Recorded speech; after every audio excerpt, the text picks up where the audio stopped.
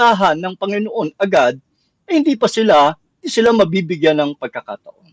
Kasi Brother Joben, ang kapatawaran ay nangyari gaya sa Gawa, Kapitulo 2:38, sa pamagitan ng bautismo. Kaya nung sabihin ng Panginoon, Ama, patawarin mo sila, hindi nila nalalaman ang kanilang ginagawa, hindi nangangahulugang napatawad na yung mga binanggit ni Kristo. Sapagkat ang patawaran nga ay ang bautismo. Doon, ang ibig lamang mangyari ng Panginoon ay bigyan pa sila ng pagkakataon. Huwag muna silang parusahan. Kaya nga, ang nangyari nga, napatawad nga yun, nung nabautismohan na yung maraming mga Hudyo. Kaya pwede rin nating idalangin, Brother Joben, na kaawaan sila, bigyan pa ng pagkakataon. Ganun pa man, wala tayong magagawa. Kahit idalangin natin, pero kung karapat-dapat silang gantihan ng Panginoon. Nasa Panginoon pa rin ang huling pagpapasya. Ganun pa man, pwede nating idalangin yung mga umaaway sa atin na patawarin sa kanilang mga ginagawa. Nang ibig sabihin ay bigyan pa sila ng pagkakataon.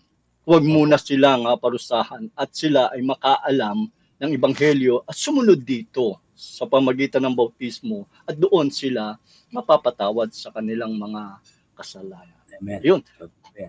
Sige. Salamat kapatid na Maribel. Yan lamang po muna yung aming sagot ng kapatid na Joben. Wala pa rin kapatid na Ismael sa kanya pong idinagdag na talata, Isaiah chapter 41 verse 13, sapagkat akong Panginoon mong Diyos ay hahawak ng iyong kanang kamay na magsasabi sa iyo, huwag kang matakot, aking tutulungan ka. Salamat kapatid na Ismael. Mula po kay kapatid na Christian, sa kanya pong ipinadalang emoji, salamat. Mula po kay kapatid na Oliveras de Venecia Carbero, good evening po. Sino po ito? Taga Ilocos. Taga Ilocos. Salamat po kapatid na Olive at magandang gabi din po sa inyo dyan.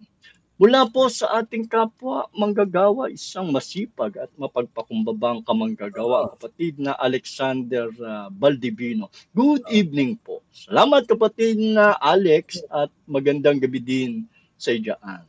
Mula po kapatid na Judy Gala, Labalan, sa Tito, Kapitulo 2, sa talatang 13. Yun yung nabanggit mo kaninang talata, Brother Joben. Yung Titus chapter 2 verse 13. Salamat sa kalagdagang kapatid na Judy Gala at mula pa rin kay kapatid na Araceli. Amen to that, Brother Joben. Very well said. True. Salamat po kapatid na Araceli. Mula pa rin kay kapatid na Judy Gala, mga Iglesia ni Cristo 1914 ay naniniwala na si Kristo ay tao lang at maliit na Diyos. Sa Titus 2:13, malaking Diyos. Yun. Yung ibig sabihin niya, dakilang Diyos at tagapagligtas na si Yesu Kristo. Salamat kapatid na Judy sa iyong paglilinaw.